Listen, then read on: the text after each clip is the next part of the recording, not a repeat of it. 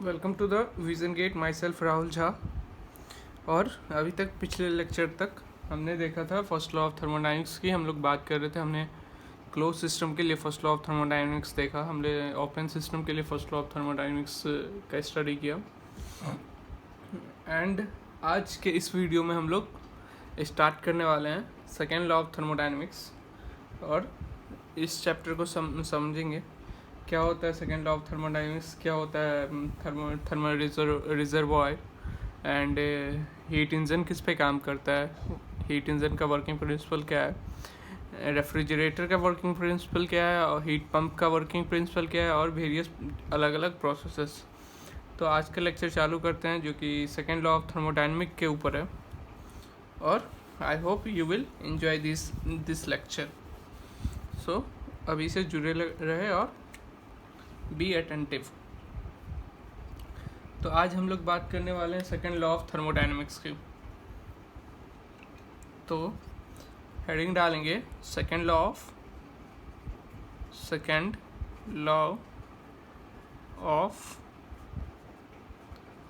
Thermodynamic. Okay.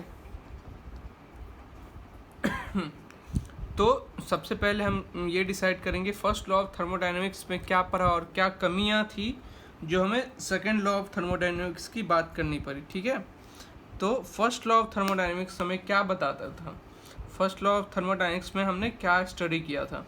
First law of thermodynamics, तो एक जैसे कि हम देखे थे, according to first law of thermodynamics, energy of the system is conserve during a cycle.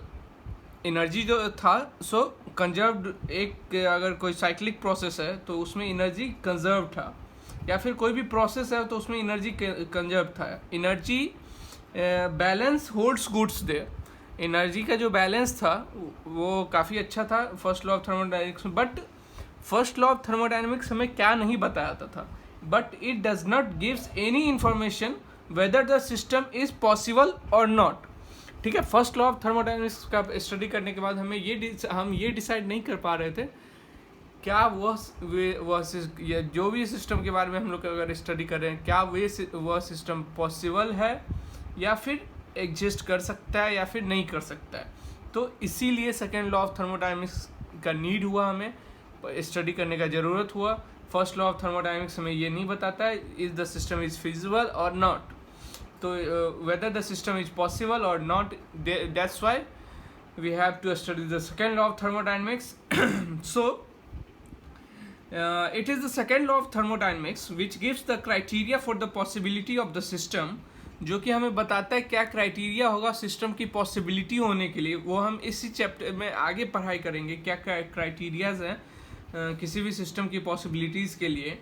And second law of thermodynamics हमें directions बताते हैं पर्टिकुलर प्रोसेस किस डायरेक्शन में फ्लो होगा। ठीक है, जैसे कि वन डायरेक्शनल है या फिर बोथ टू वे डायरेक्शनल है, तो पार्टिकुलर किसी भी प्रोसेस को अगर हम स्टडी कर रहे हैं तो वो कैसा, मतलब it's give the second law of thermodynamics gives the direction for the particular process.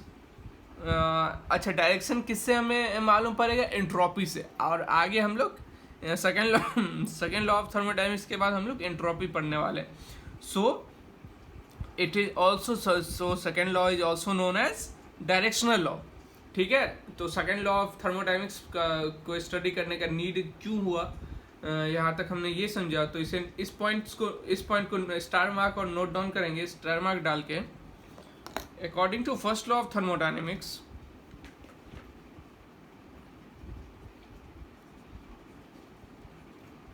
according to first law of thermodynamic, energy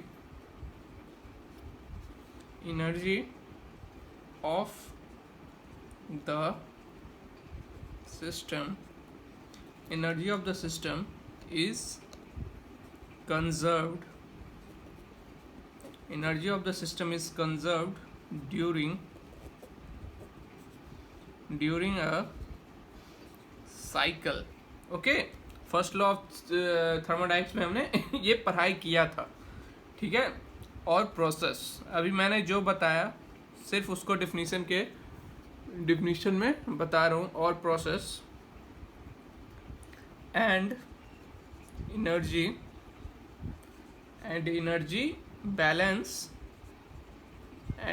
balance hold good. Okay, लेकिन हमें क्या नहीं बताता है फर्स्ट लॉ ऑफ थर्मोडायनेमिक्स, कि वो सिस्टम फिजिबल है या पॉसिबल है या नहीं है। But it does not give any information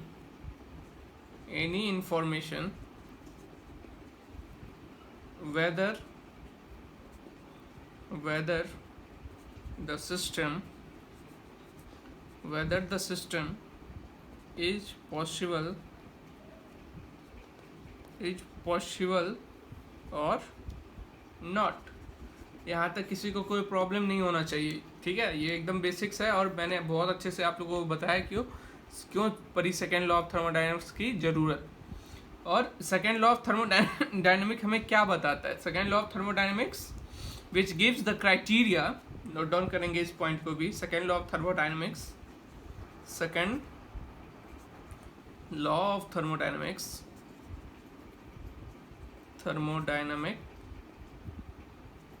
which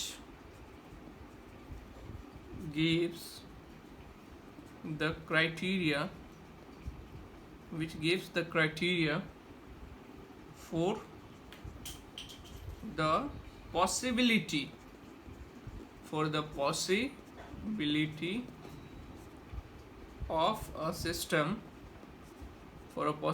of a system, ठीक है। पहला तो इसके लिए हमने सेकेंड लॉ ऑफ थर्मोडायनेमिक्स से ये जानते हैं पॉसिबिलिटी ऑफ द सिस्टम का क्या क्राइटेरिया होगा, जो कि हम लोग आगे इसी चैप्टर में डील करने वाले हैं। और क्या जानते हैं सेकेंड लॉ ऑफ थर्मोडायनेमिक्स की? प्रोसेस का डायरेक्शन कैसे होने वाला, किसी भी पर्टिकुलर प्रोसेस की डायरेक्शन कैसे हो रहा है। और ये चीज़ किसके हेल्प से जानते हैं हम लोग? एंट्रोपी के हेल्प से जानते हैं। And it gives the direction for particular process with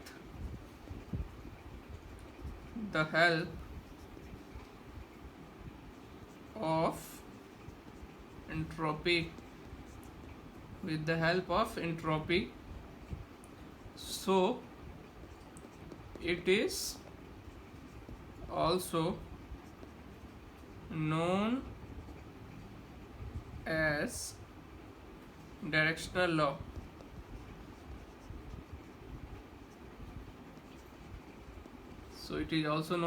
इसलिए हम लोग सेकेंड लॉ ऑफ थर्मोडायनेमिक्स को क्या बोलते हैं? Directional law. इसलिए हम लोग सेकेंड लॉ ऑफ थर्मोडायनेमिक्स को क्या बोलते हैं? Directional law. ओके, यहाँ तक किसी को कोई प्रॉब्लम नहीं होना चाहिए। अब नोट डाल के एक पॉइंट लिखना है, जैसे कि हम लोग डायरेक्शनल लॉ की बात कर रहे हैं या फिर प्रोसेस की डायरेक्शन की बात कर रहे हैं, तो एक पॉइंट यहाँ पे नोट डाल के लिखना, जितना भी स्पॉन्टेनियस प्रोसेस है वो हमेशा occur in these process always occur in one direction, ठीक है। जैसे कि यहाँ पे नोट डाल के एक पॉइंट लिखना, और all spontaneous process in nature occurs only in one direction।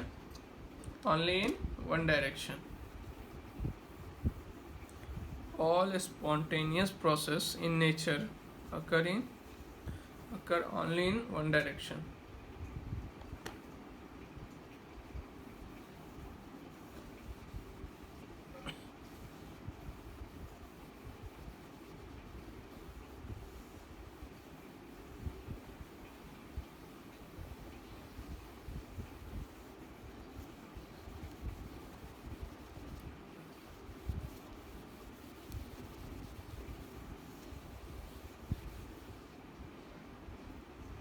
Note point डाल के लिखना है।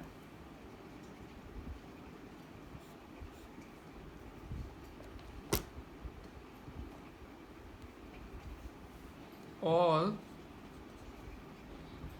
spontaneous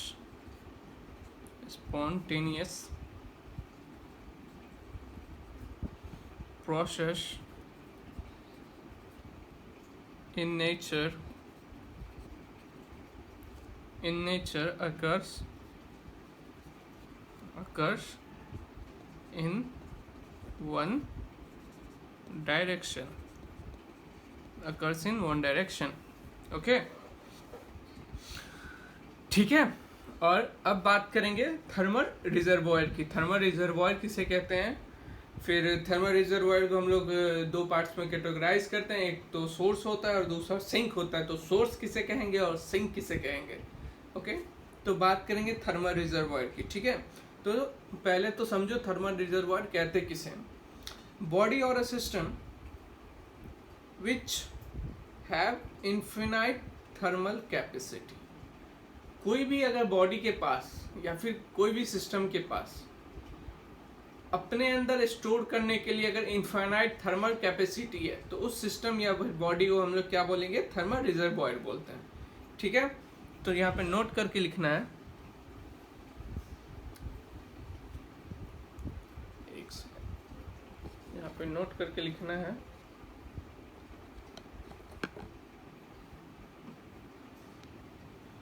थर्मल रिजर्वॉयर,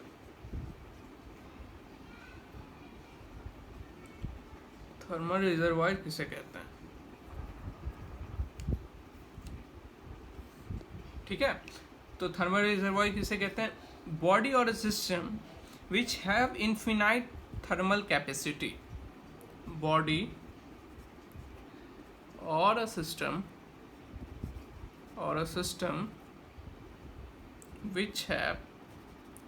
which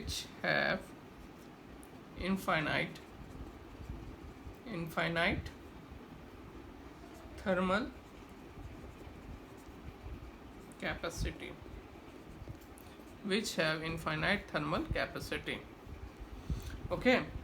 और थर्मल रिजर्वॉयर को हम लोग किस में ब्रॉडली, और थर्मल रिजर्वॉयर को हम लोग किस में कन्वर्ट कर सकते हैं ब्रॉडली? टू पार्ट में, सोर्स एंड द सिंक। ठीक है, अब सोर्स किसे कहते हैं और सिंक किसे कहते हैं? ठीक है, तो नोट डाउन करना है। सोर्स किसे कहते हैं पहले तो समझिए, फिर नोट डाउन करिएगा। It is a type of reservoir which can supply any amount of heat without undergoing any temperature change। ठीक है, सोर्स से हम लोग हीट का सप्लाई लेते हैं, और वो कितना भी हीट अगर सप्लाई कर दे फिर भी अगर उसका टेम्परेचर कांस्टेंट है या फिर मेंटेन्ड है, तो उसे हम लोग उस टाइप्स के बॉडी ऑफ सिस्टम को हम लोग सोर्स कहते हैं। ठीक है, और सिंक क्या है? सोर्स हमें सप्लाई करता है, हीट का सप्लाई देता है, और सिंक अपने अंदर हीट को एब्जॉर्ब करता है। तो सिंक किसे कहेंगे? It is a type of reservoir which can absorb any amount of. Sink अपने अंदर क्या करेगा? एब्जॉर्ब करेगा, कितना भी उसके अंदर हीट दे दो बट उसका टेम्परेचर चेंज नहीं होगा। ठीक है, अब सोर्स का एग्जाम्पल क्या हुआ? सन से हम लोग चाहे कितना भी हीट ले ले तो सन का क्या टेम्परेचर चेंज हो जाता है? नहीं होता है ना। तो इसलिए सोर्स का क्या एग्जाम्पल हो गया? सन हो गया। और सिंक का क्या एग्जाम्पल हो गया? एटमॉस्फेयर। एटमॉस्फेयर में हम लोग कितना भी हीट अगर एटमॉस्फेयर को दे तो क्या एटमॉस्फेयर का टेम्परेचर चेंज होता है? नहीं होता है ना। तो सिंक एक एटमॉस्फेयर एक बहुत अच्छा एग्जाम्पल है किसका? सिंक का। और सोर्स किसका? सन बहुत अच्छा एग्जाम्पल किसका है? सोर्स का। ठीक है, तो इस पॉइंट को नोट डाउन करेंगे। It is a type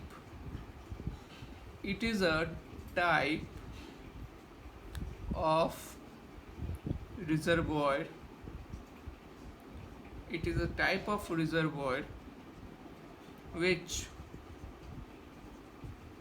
can supply which can supply any amount of heat without undergoing any temperature change. Okay, source हमने यहाँ तक समझ लिया. सोर्स का एग्जांपल सबसे अच्छा क्या है? सन. अब सिंक को समझेंगे, मैंने बताया, उसको बस नोट डाउन करना है. It is the type of reservoir. It is a type of reservoir which can absorb any amount of heat without undergoing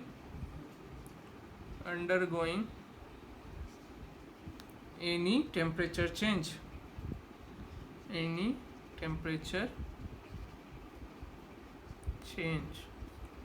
okay, तो इसका एग्जांपल क्या मैंने बताया? Atmosphere.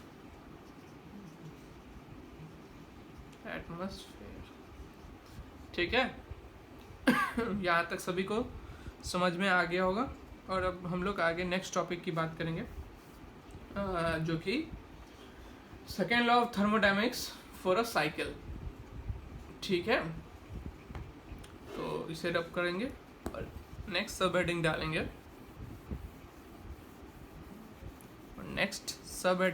Second law of thermodynamics for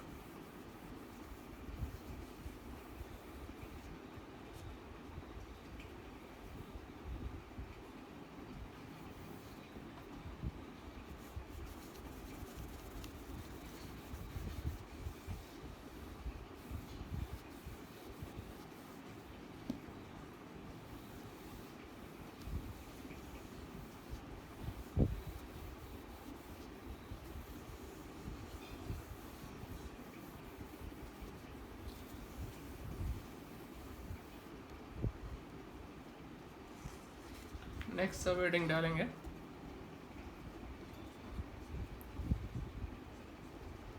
second law of thermodynamics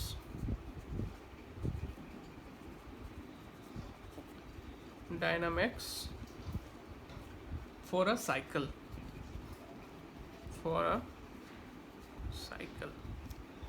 okay, second law of thermodynamics for a cycle.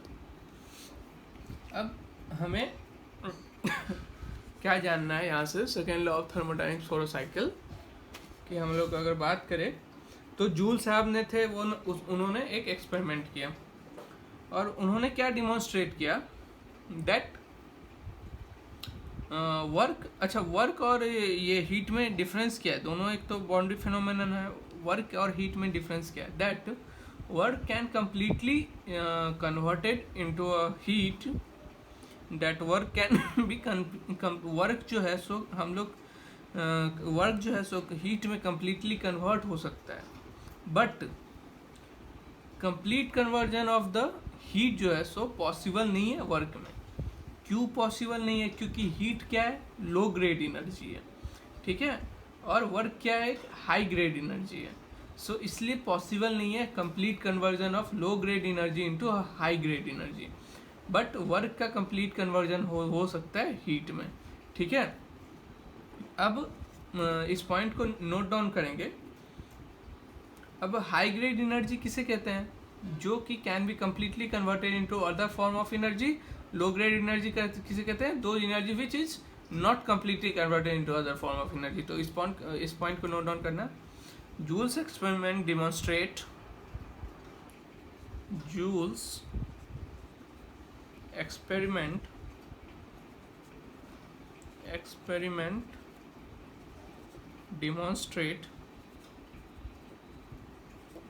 demonstrate that work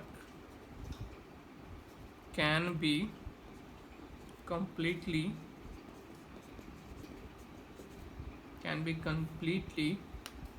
converted into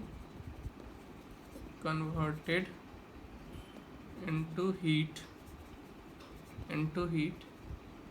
but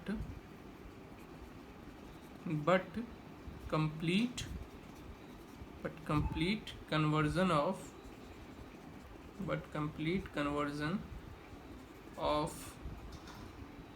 low grade energy कैसे बोलेंगे, heat को, of low grade energy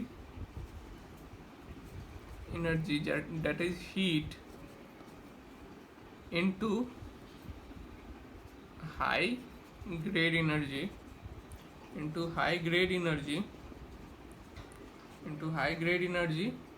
that is work is not possible. Okay, is not possible for a cycle. यहाँ तक सभी को clear? अब second law of thermodynamics की बात करें और साइकिल की बात करें तो यहाँ पे दो काफ़ी फेमस एक स्टेटमेंट है, दो फेमस साइंटिस्ट के स्टेटमेंट है यहाँ पे जो कि हमें स्टडी करना है। पहला तो केल्विन प्लैंक के स्टेटमेंट और दूसरा क्लॉसियस स्टेटमेंट। ठीक है, तो केल्विन प्लैंक स्टेटमेंट क्या बताते हैं, जो नोट डाउन करेंगे नेक्स्ट हेडिंग है एज केल्विन प्लैंक स्टेटमेंट। तो पहले समझेंगे केल्विन प्लैंक स्टेटमेंट हमें क्या बताता है। ठीक है, तो केल्विन प्लैंक स्टेटमेंट हमें क्या बताता है, जो कि it is impossible to construct device, ऐसा डिवाइस बनाना बिल्कुल भी इम्पॉसिबल है which produces work continuously while exchanging heat with a single reservoir. तो ऐसा डिवाइस बनाना मुश्किल है जो कि सिंगल रिजर्वॉयर पे काम कर रहा हो। ठीक है, क्योंकि वर्क अगर हीट क्योंकि कंप्लीटली कन्वर्टेबल वर्क में नहीं है तो 100% अगर नहीं कन्वर्ट होगा, जो भी बचेगा वो कहाँ पे जाना चाहिए, नीचे के सिंक में। सोर्स से अगर हम हीट ले रहे हैं, अगर जो भी 100% कन्वर्टेबल नहीं है तो वो कहाँ जाना चाहिए, सिंक में। तो इन्होंने क्या बोला, अगर हम लोग बस सोर्स की बात करें या फिर एक सिंगल रिजर्वायर की बात करें, ऐसा सिस्टम बनाना बिल्कुल ही इम्पॉसिबल है जो कि एक ही रिजर्वायर पे काम करता हो। ठीक है, मोस्टली हमेशा सिस्टम दो रिजर्वायर पे काम करते हैं, ऊपर सोर्स और नीचे सिंक। ठीक है, तो ऐसा क्लॉसियस ने क्या बताया, सॉरी केल्विन प्लैंक ने क्या बताया, ऐसा सिस्टम बनाना इम्पॉसिबल है जो कि सिर्फ एक रिजर्वायर पे काम करता हो। ठीक है, तो नोट डाउन करेंगे Kelvin Planck statement.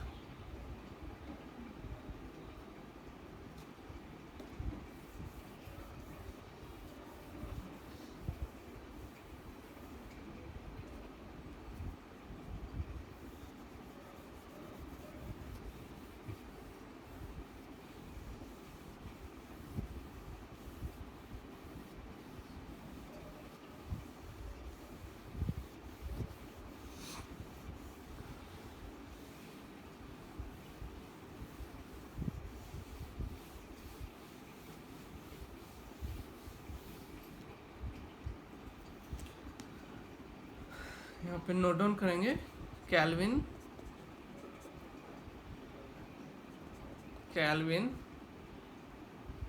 Planck statement. Okay, Kelvin Planck statement अभी मैंने बताया, उसको नोट डाउन करना है। It is impossible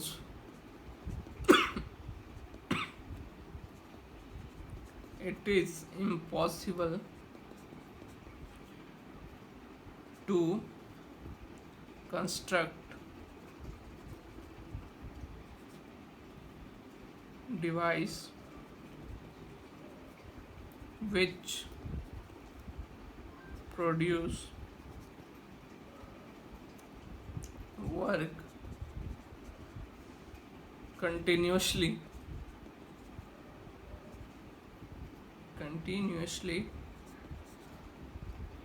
while exchanging heat with a single reservoir. Okay.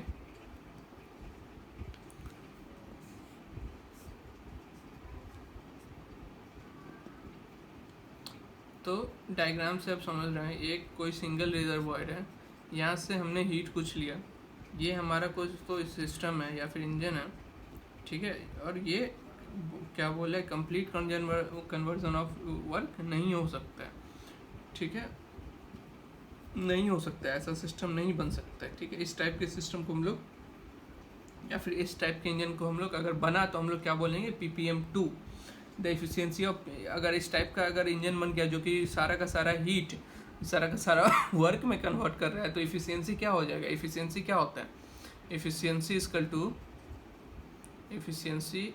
To output upon input. Output क्या है यहाँ पे, वर्क, इनपुट क्या है, हीट। अगर वर्क इक्वल टू हीट हो जाए तो क्या हो जाएगा, if it's 1 which is equal to 100%, तो द एफिशिएंसी, तो ऐसा सिस्टम को हम लोग क्या बोलते थे, PPM2 परपेचुअली, सॉरी कुछ तो ऐसे बोलते हैं, परपेचुअल म्यूचुअल मशीन 2 इसे कहते हैं, ठीक है।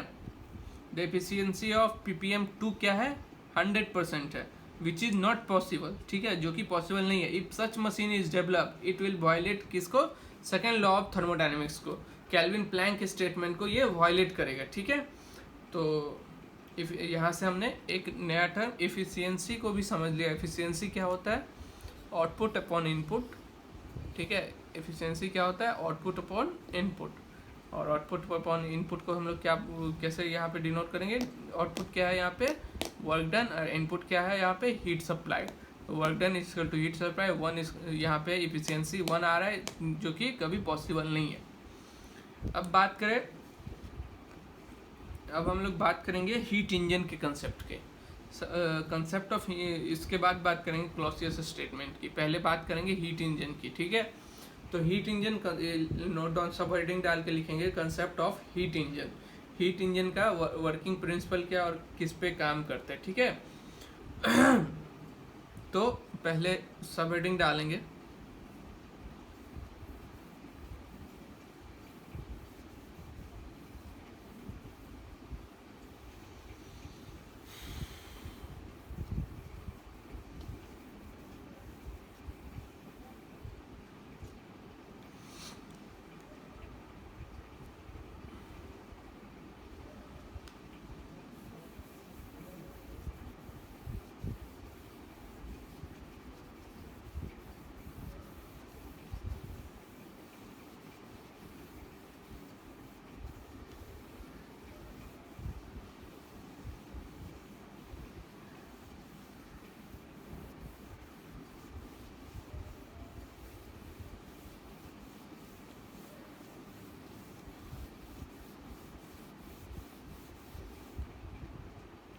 concept of heat engine,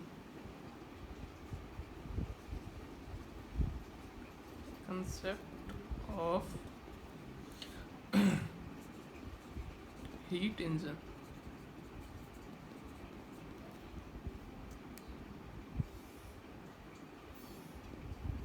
ठीक है। तो हीट इंजन क्या है, पहले तो समझते हैं हीट इंजन का क्या कंसेप्ट होता है, फिर अपन हीट इंजन के बारे में नोट डाउन करेंगे, ठीक है। तो हीट इंजन क्या है, heat engine is a device, पहले तो ये एक डिवाइस है, which take heat from high temperature source and convert a part of heat, क्योंकि फुल्ली कन्वर्ट अगर कर दिया तो फिर वो सेकेंड लॉ ऑफ थर्मोडायनेमिक्स को वायलेट करेगा, तो उसका कुछ अगर जितना भी हीट लिया है उसका कुछ पार्ट को उसने हीट इंजन क्या करता है, वर्क में कन्वर्ट कर देता है, और बाकी रिमेनिंग जो पार्ट है उसको रिजेक्ट कर देता है, किसको, सिंक को। तो वर्किंग ऑफ हीट इंजन समझ में आया, सोर्स से कुछ हीट को एब्जॉर्ब करता है, जिसमें से कुछ पार्ट को हमने वर्क के फॉर्म में यूज़ कर लेते हैं और जो भी बाकी जो रिमेनिंग पार्ट है उसको रिजेक्ट कर देता है सिंक को। तो इस कंसेप्ट पे हीट इंजन काम करता है। इसे डायग्राम से अभी समझ लेते हैं। ये हाई टेम्परेचर पे कोई तो सोर्स है जो कि इसे हीट इंजन को हीट सप्लाई कर रहा है, क्यू इन। ये हमारा हीट इंजन है, हीट इंजन।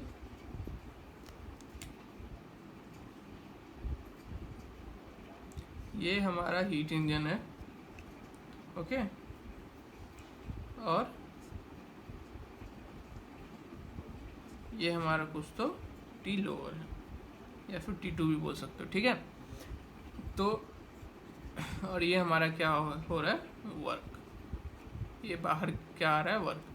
तो हायर टेम्परेचर से कुछ हीट एब्जॉर्ब किया, हायर टेम्परेचर से कुछ हीट एब्जॉर्ब किया, इसका कुछ पार्ट इसने इंजन ने वर्क में कन्वर्ट किया। जितना भी हीट अगर एब्जॉर्ब किया उसमें से कुछ पार्ट वर्क में कन्वर्ट किया और बाकी जो भी बचा पार्ट था उसे नीचे भेज दिया सिंक को, ठीक है। तो ये कंसेप्ट है हीट इंजन के वर्किंग प्रिंसिपल का। तो इस कंसेप्ट को नोट डाउन करेंगे और इसका एफिशिएंसी का फार्मूला, हीट इंजन का जब अगर बात कर रहे हैं, इंजन की जब भी बात करते हैं उसके बाद उसमें हमेशा एफिशिएंसी से हम लोग कंपेयर करते हैं। तो एफिशिएंसी देखेंगे कैसे निकाला जाता है, ठीक है। तो कंसेप्ट ऑफ हीट इंजन के बारे में पहले तो इसका डेफिनेशन नोट डाउन करें। Heat engine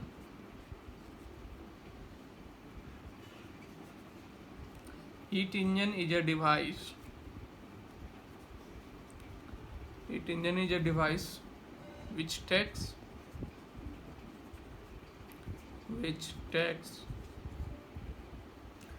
heat from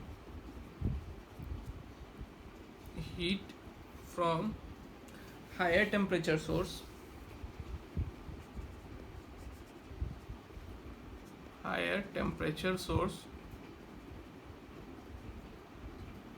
and convert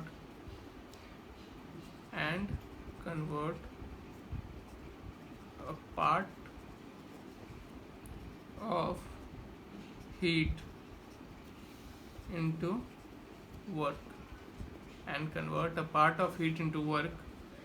and reject remaining to the sink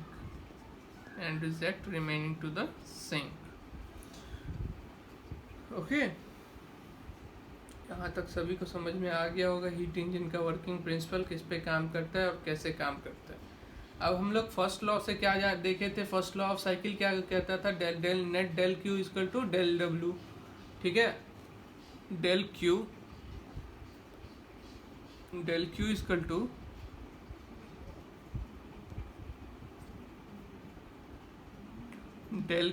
to del W. First law of thermodynamics ये कहता था, हमारा फर्स्ट लॉ ऑफ थर्मोडायनेमिक्स हमने ये सीखा था, del Q equal to del W. अब डेल क्यू क्या है, चेंज इन हीट। ये क्यू रिजेक्टेड, हीट रिजेक्टेड, तो डेल क्यू क्या आ जाएगा हमारा, Q in minus Q rejected, जो कि इसी दोनों का डिफरेंस ना वर्क डन में कन्वर्ट हुआ। तो वही यहाँ पे लिखे हैं, Q in minus Q are equal to W, ठीक है। और अभी हमने क्या देखा था, इफिशियंसी क्या होता है, efficiency is equal to work done upon Q input, ठीक है। Work done upon Q input, तो वर्क डन क्या है, Q in minus Q R upon Q input. ये इक्वेशन आ गया। इसको ऐसे भी लिख सकते हो, 1 minus Q R by Q in.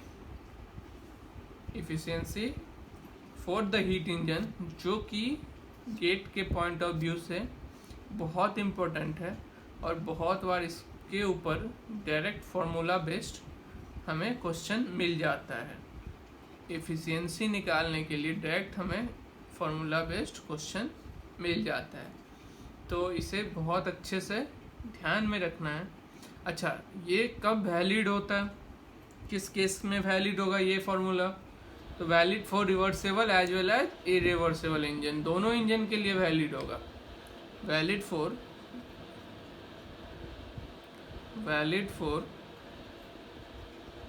Reversible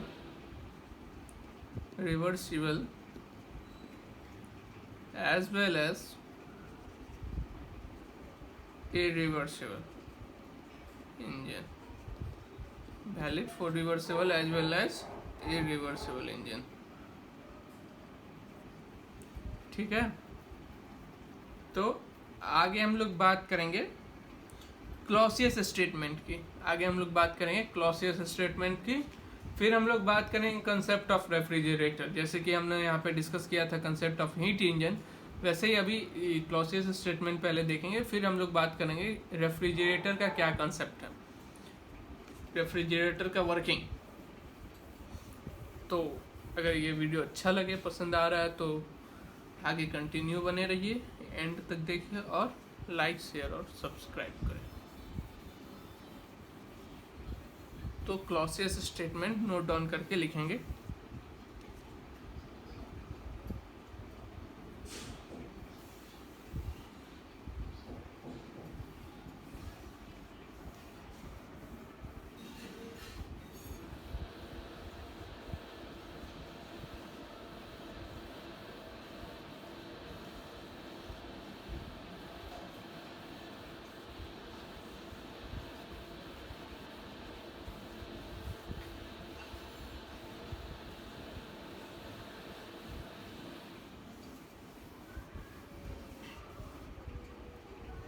आगे बात करेंगे क्लॉसियस स्टेटमेंट।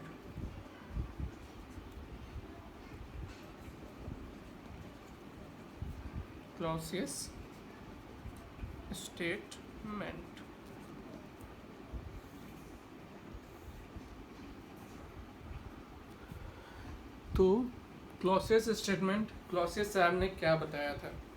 ठीक है, तो क्लॉसियस साहब ने बताया था it is impossible to construct a device, कोई भी डिवाइस जो कि ऑपरेट हो रहा है एक साइकिल पे और transfer heat from low temperature body to a high temperature body without any external energy input. ठीक है, तो हमें अगर लो टेम्परेचर से हाई टेम्परेचर पे अगर एनर्जी ट्रांसफ़र करना है और बिना किसी एनर्जी एक्सटर्नल इनपुट के, तो ये इम्पॉसिबल है ना।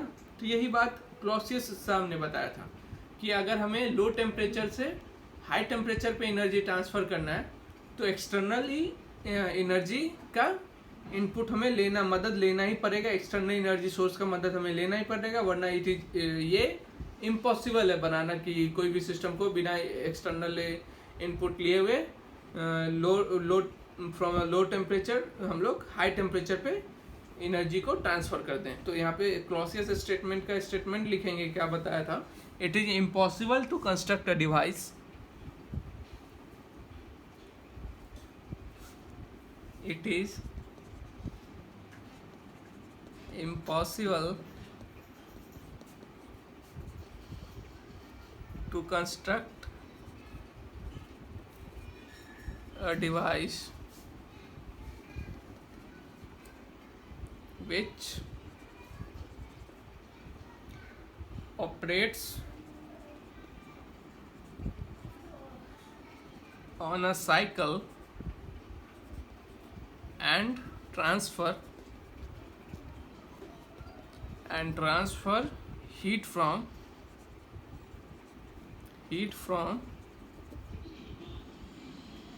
low temperature body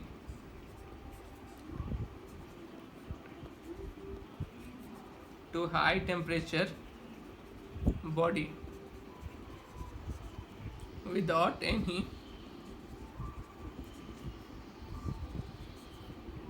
external energy input।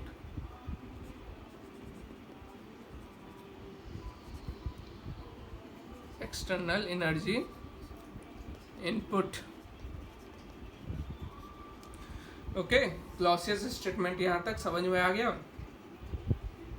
तो बस इतना ही जानना है भैया क्लॉसियस स्टेटमेंट के बारे में।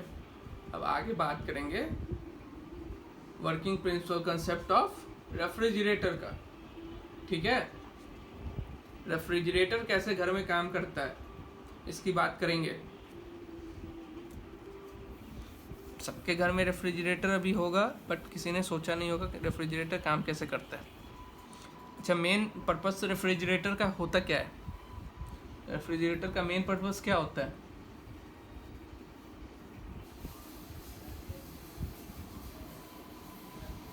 जो भी हमारा सराउंडिंग का टेम्परेचर है उस टेम्परेचर से कम मेंटेन करना है और क्रिएट करना है टेम्परेचर रेफ्रिजरेटर के अंदर, या फिर जो भी हमारा सिस्टम जिसके लिए वो यूज़ कर रहे हैं उसके लिए। ठीक है, बाहर के सराउंडिंग से कम टेम्परेचर पे हमें मेंटेन करना है। ठीक है, तो कैसे मेंटेन करेंगे? एक सीक्वेंस बहुत इंपॉर्टेंट होता है। अभी इससे पहले मैंने क्यों पढ़ाया क्लॉसियस, क्योंकि उससे आप लोग कोरिलेट करेंगे। क्योंकि बिना एक्सटर्नल सोर्स दिए हुए, बिना एक्सटर्नल इनपुट दिए हुए, एक्सटर्नल एनर्जी इनपुट दिए हुए तो हम लोग मेंटेन नहीं कर सकते ना लोअर टेम्परेचर। तो बस उससे कोरिलेट करो। Concept of refrigerator, heading sub heading डालेंगे। कंसेप्ट ऑफ रेफ्रिजरेटर,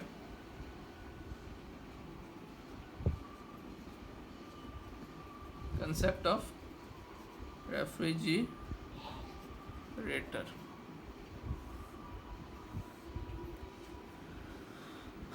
ठीक है, तो कंसेप्ट ऑफ रेफ्रिजरेटर में हम क्या देखेंगे? रेफ्रिजरेटर पहले तो अभी मैंने बताया रेफ्रिजरेटर क्या होता है, उस पॉइंट को नोट डाउन करेंगे। Refrigerator is a device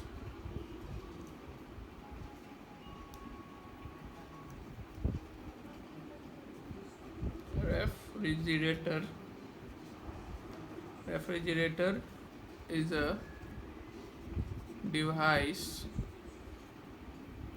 which is used to create and maintain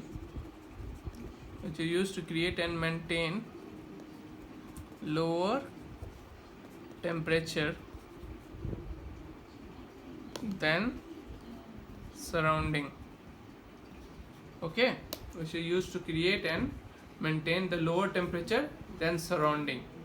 ठीक है, अब बात करेंगे।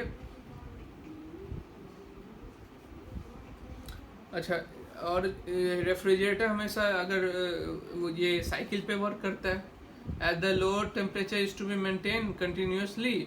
अगर हाँ, क्योंकि लोअर टेम्परेचर को हमें हमेशा मेंटेन करना पड़ता है ना, तो usually the system must operate on the cycle.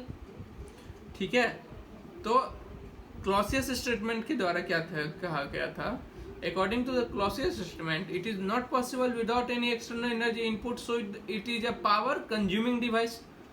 ठीक है, क्योंकि हम लोग को एक्सटर्नल कुछ तो पावर देना पड़ेगा, इसलिए क्या है, रेफ्रिजरेटर एक पावर कंज्यूमिंग डिवाइस है। पॉइंट को लिखेंगे, according to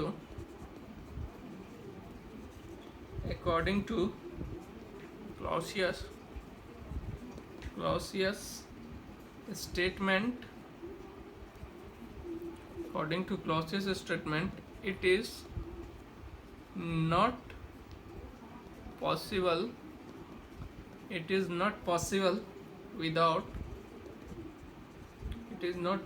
without any external energy input, so it is a power consuming devices. Okay, अब रेफ्रिजरेटर का डायग्राम देखेंगे। और जैसा कि हमने देखा था हीट, जैसा कि हमने अभी पीछे स्टडी किया, heat pump, sorry heat engine में हम लोग इफिशियंसी की बात करते हैं, बट यहाँ पे रेफ्रिजरेटर में हम लोग इफिशियंसी का नहीं बात करते। जब भी दो रेफ्रिजरेटर को कंपेयर करना रहता है तो हम लोग सीओपी की बात करते हैं। सीओपी क्या होता है? Coefficient of performance. सीओपी का फुल फॉर्म क्या है? Coefficient of performance.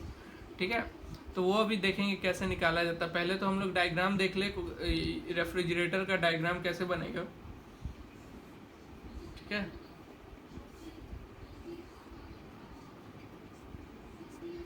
ये हमारा कोई भी लोअर टेम्परेचर है, ये हमारा हायर टेम्परेचर है, तो हमें मेंटेन क्या करना है? लोअर टेम्परेचर को मेंटेन करना है। तो लोअर टेम्परेचर से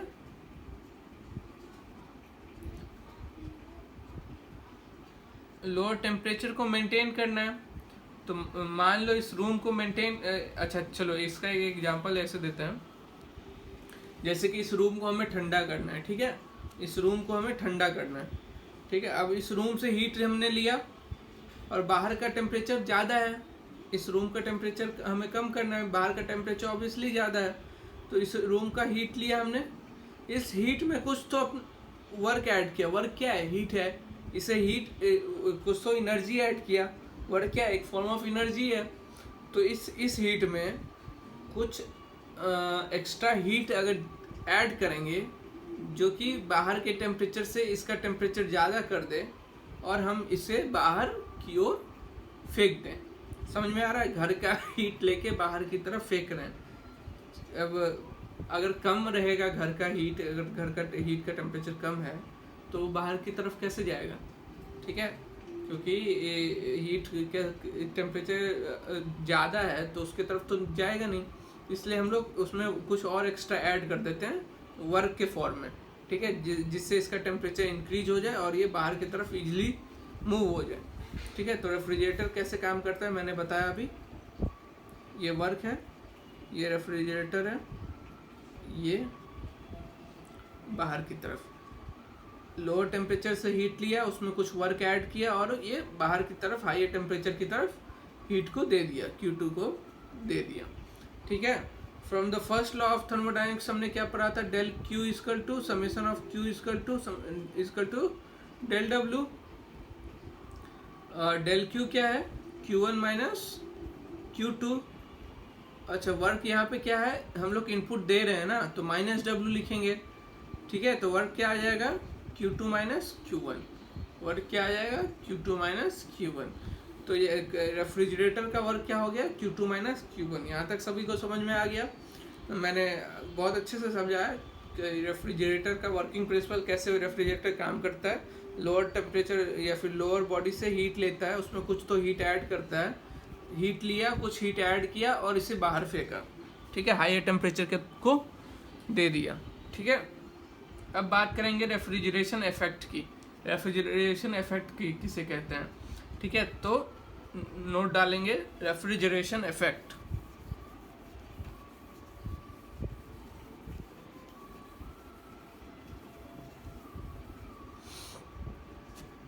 रेफ्रिजरेशन इफेक्ट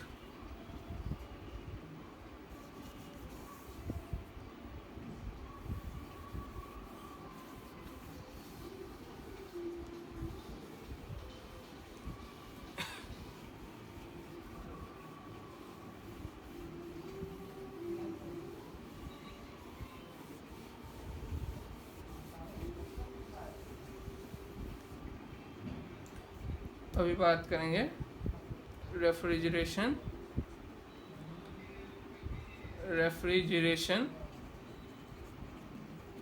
इफेक्ट की। अभी बात किसकी करेंगे? रेफ्रिजरेशन इफेक्ट की। तो it is the amount of heat refrigeration effect किसे कहते हैं? It is the amount of heat which is to be extracted from storage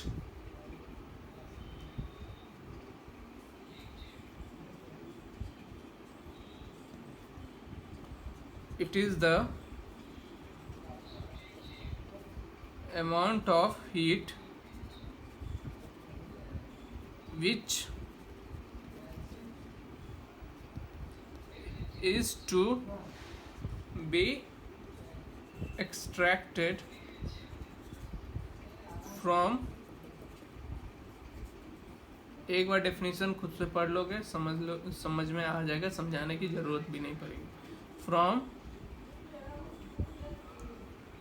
storage space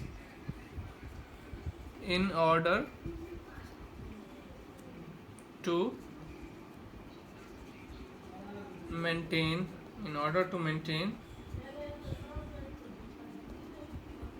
at lower temperature. अब हमें लोअर टेम्परेचर को मेंटेन करने के लिए कितना हीट हमें एक्सट्रैक्ट करना पड़ा। It is the amount of heat which is to be extracted from storage space in order to maintain the in at lower temperature. ठीक है, अब सीओपी क्या होता है? सीओपी क्या होता है? Desired effect. जो डिजायर्ड इफेक्ट क्या होता है, मतलब हम क्या चाह रहे हैं। ठीक है, जैसे कि रेफ्रिजरेशन में क्या चाह रहे हैं, लोअर टेम्परेचर को मेंटेन करना, वैसे ही पंप में क्या चाहते हैं, हायर टेम्परेचर को मेंटेन करना। ठीक है, तो desired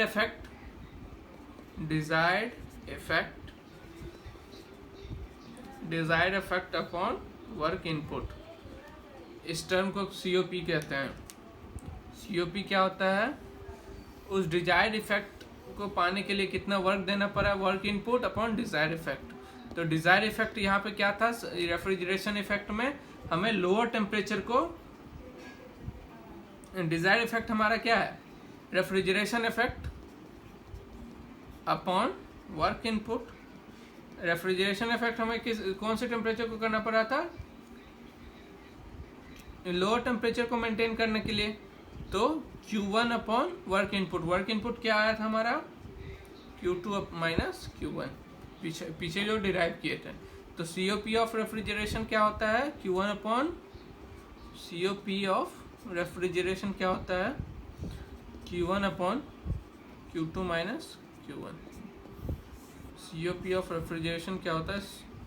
Q1 upon Q2 minus Q1। ठीक है, और ये वैलिड कब होता है? Valid for reversible as well as irreversible. Valid for reversible as well as irreversible cycle. Valid for reversible as well as irreversible cycle. यहाँ तक किसी को कोई प्रॉब्लम नहीं होना चाहिए। रेफ्रिजरेशन इफेक्ट कैसे काम करता है, मैं रेफ्रिजरेटर कैसे काम करता है ये मैंने बताया। ठीक है, अब बात करेंगे हीट पंप की। Concept of a heat pump. Heat pump का क्या कंसेप्ट है और वो किस पे काम करता है, उस पर बात करेंगे।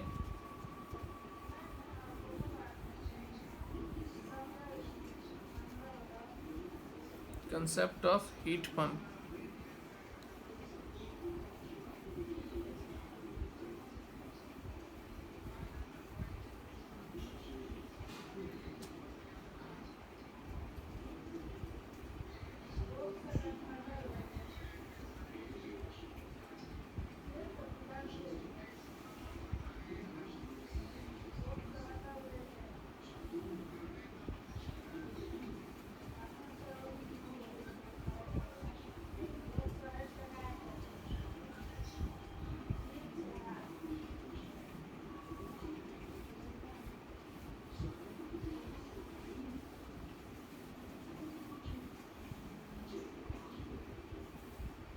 Concept of heat pump.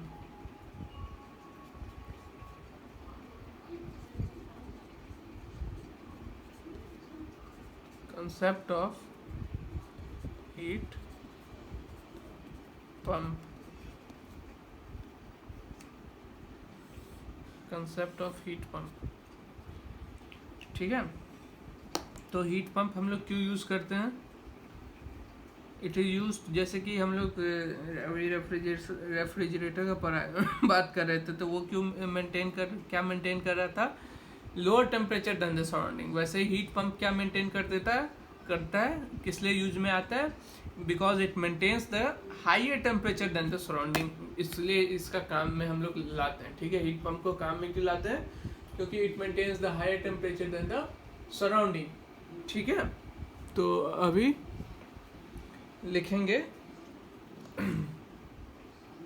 It is, note down करेंगे, it is used to, it is maintain, it is used to maintain, it is used to maintain the higher temperature than surrounding, it is used to maintain the higher temperature than surrounding। अब इसका graph की अगर diagram की बात करें तो ये हमारा टी हाइयर है, ठीक है, ये कुछ इंजन है हीट पंप का, और लोअर टेम्परेचर से हीट लिया QL और वर्क दिया, और हमें क्या मेंटेन करना है, हाइयर टेम्परेचर को। ग्राफ जो हमारा डायग्राम है हीट पंप और ये रेफ्रिजरेटर का ऑलमोस्ट सेम है, बट दोनों में डिफरेंस क्या है, रेफ्रिजरेटर में हम लोग लोअर टेम्परेचर को मेंटेन कर रहे थे और हीट पंप पे हम लोग क्या कर रहे हैं, हाइयर टेम्परेचर को मेंटेन कर रहे हैं। ठीक है, तो COP में जो हमारा रेफ्रिजरेशन डिजायर्ड इफेक्ट की बात कर रहे थे, रेफ्रिजरेशन इफेक्ट की बात कर रहे थे, तो COP ऑफ रेफ्रिजरेटर में हमने TL लिया था या फिर QL लिया था, तो यहाँ पे क्या लेंगे, QH लेंगे, Q या फिर Q2 लेंगे, या फिर QH जो भी बोलो, Q2 इक्वल टू QH जो भी बोलो। ठीक है, तो फर्स्ट लॉ ऑफ थर्मोडायनेमिक्स से हम क्या जानते हैं, फर्स्ट लॉ से हमने क्या देखा था, summation of Q equal to summation of W। Summation of Q क्या है, Q1 minus Q2 equal to, और वर्क दे रहे हैं इसलिए माइनस W। ठीक है, तो वर्क डन क्या आ गया हमारा, work done for pump, heat pump क्या आ गया, Q2 माइनस Q1। ठीक है, वर्क डन यहाँ से आ गया हमारा। ठीक है, अब COP क्या होता है, desired effect upon work input. COP क्या होता है, डिजायर्ड इफेक्ट अपॉन, ये एक टर्म है कंपेयर करने के लिए। COP क्या होता है, डिजायर्ड इफेक्ट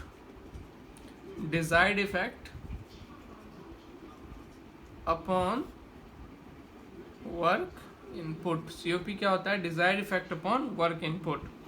ठीक है, तो COP ऑफ हीट पंप क्या होगा, COP ऑफ हीट पंप क्या होता है, डिजायर्ड इफेक्ट क्या है हमारा, Q2, ऊपर के टेम्परेचर को, हायर टेम्परेचर को मेंटेन करना सराउंडिंग से ज़्यादा, तो Q2 अपॉन वर्क इनपुट क्या है, Q2 माइनस Q1। तो COP ऑफ हीट पंप क्या हो जाएगा, Q2 upon Q2 minus Q1। यहाँ से COP ऑफ हीट पंप हमने देखा। ठीक है, और ये भी किसके लिए वैलिड है, ये इक्वेशन किसके लिए वैलिड है, valid for both reversible as well as irreversible. It is valid for both,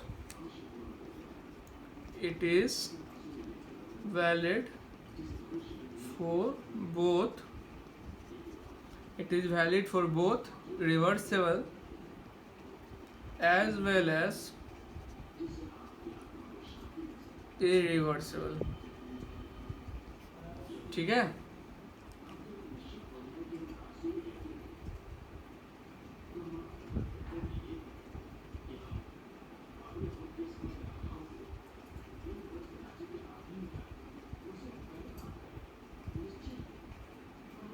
यहाँ तक किसी